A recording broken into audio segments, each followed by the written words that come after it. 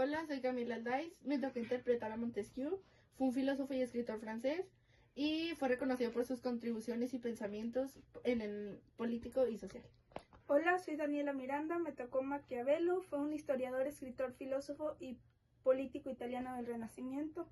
Es conocido como el padre de la ciencia política y su obra más famosa es El Príncipe. Entender, habéis exagerado las consecuencias que se desprenden de los principios enunciados en el espíritu de las leyes. Deliberadamente evité en esa obra desarrollar extensas teorías. Si la conoceráis, no solo por lo que de ella os han hablado, advertiráis que de los principios ahí sustentados fluyen sin esfuerzo las consideraciones particulares que ahora expongo. Por lo demás, no tengo empacho en confesar que el conocimiento adquirido de la época moderna ha modificado o completado alguna de mis ideas.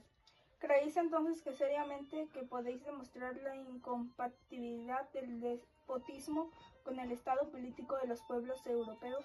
No he dicho de todos los pueblos, mas si deseáis, puedo enumerar aquellos en que el desenvolvimiento de la ciencia política ha conducido a ese excelente resultado. ¿Cuáles son esos pueblos? Inglaterra, Francia, Bélgica, parte de Italia, Prusia, Suiza, la Confederación Germana, Holanda y la misma Austria, es decir, casi toda esa parte de Europa donde otrora se extendía el mundo romano. Alguno conozco de los anteriores en Europa desde 1527 hasta la actualidad y os confieso que mi curiosidad es grande por saber qué manera justificaréis vuestra proposición. Pues bien, escuchad y quizás llegue a convencer. No son los hombres sino las instituciones lo que aseguran el reino de la libertad y las buenas costumbres en los estados. Todo bien depende de la perfección o imperfección de las instituciones. Escuchas y quizás llegue a convencer, no son los hombres sino las instituciones las que aseguran el reino de la libertad y las buenas costumbres en los estados. Todo bien depende de la perfección o imperfección de las instituciones, pero también de ellas dependerá necesariamente todo el mal que sufrirán los hombres como resultado de su convivencia social. Y cuando exijo las mejores instituciones, debéis entender que se trata, según la bella frase de Solón, es decir, que no concibió para ellos condiciones de bien posibles, y aquí me aparto de esos deplorares reformadores que pretenden organizar. Sociedad sobre la base de hipótesis puramente racionales, sin tomar en cuenta el clima, los hábitos y hasta los prejuicios. Las naciones cuando nacen tienen las instituciones que son posibles. La antigüedad nos muestra que existieron civilizaciones maravillosas, estados donde se concebían admirablemente bien las condiciones de un gobierno libre. A los pueblos de la era cristiana les fue más difícil armonizar sus constituciones con los movimientos de la vida política. Las principales causas de la anarquía y del despotismo fue la ignorancia teórica y práctica, que por largo tiempo prevaleció en los estados de Europa respecto con los principios que presiden la organización del poder. ¿Cómo podían afirmarse el derecho de la nación si el principio de la soberanía residía únicamente en la persona del príncipe? ¿Cómo podía su gobierno no ser tiránico si el encargado de hacer ejecutar las leyes era al mismo tiempo el legislador? ¿Qué protección podían tener los ciudadanos contra la arbitrariedad si una sola mano reunía confundidos los poderes legislativo, ejecutivo y judicial? Menos que obstaculizar el ejercicio ilimitado de la monarquía absoluta, que por otra parte el temor del clamor popular, el espíritu timorato de algunos reyes de los hindúes y hasta de la persona de sus súbditos. La división de poderes ha resultado en Europa el problema de las sociedades libres, y así hay algo que mitiga mi ansiedad en estas horas previas. El juicio final es el pensar que mi paso sobre la tierra no es ajeno es a esta grandiosa emancipación. Habéis nacido Maquiavelo en las postrimerías del medievo, y os fue dado completar junto con el renacimiento de las artes la aurora de los tiempos modernos. Os diré, empero, con vuestro permiso, que el medio social en que viváis se haya impregnado.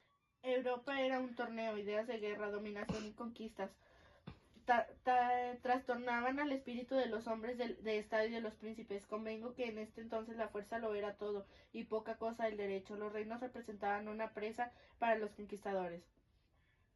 Los soberanos luchaban contra los grandes vasallos en el interior de los estados. Los grandes vasallos aplastaban las ciudades en medio de la anarquía feudal de una Europa en armas. El pueblo pisoteado se acostumbró a considerar a los príncipes y a los grandes como divinidades fatídicas, árbitros supremos del género humano. Llegasteis en tiempos henchidos de tumulto y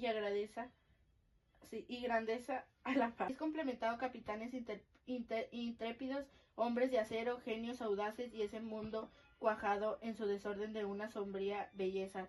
Se reveló como se revela al artista, quien lo imaginario no impresiona más que lo moral. A mi entender, esto explica el Tratado del Príncipe y no estáis lejos de la verdad. Cuando hace un instante, para sondearme, complacías por medio de una finta italiana en atribuirlo a un capricho de diplomático. Pero después de vos, al mundo ha cambiado. Hoy en día los pueblos se consideran árbitros de su destino. Han abolido los privilegios y destruido la aristocracia de hecho y de derecho. Han establecido un fundamento que para vos, descendiente del marqués Hugo, sería nuevo. Han instaurado el principio de la igualdad. Solo ven mandatarios de quienes los gobiernan y han creado el principio de la cuidan de esas leyes como de su sangre, pues en verdad costaron mucha sangre a sus antepasados. Hace un instante os hablaba de las guerras, sé de los estragos que todavía causan más el primer progreso, había que ya otorgan al vencedor del derecho de apropiarse del estado vencido. En los tiempos que corren, rigen las relaciones entre los países, un derecho apenas conocido por vos, el derecho internacional, así como el derecho civil reglamenta las relaciones entre los individuos en cada nación. Luego de afirmar sus derechos privados por medio de la legislación civil y sus derechos públicos por medio de tratados, los pueblos han querido legalizar la situación con sus príncipes y han consolidado los derechos políticos por medio de las constituciones durante largo tiempo, expuestos a la arbitrariedad por la confusión de los poderes que permitían a los príncipes dictar leyes tiránicas y ejercerlas tiránicamente.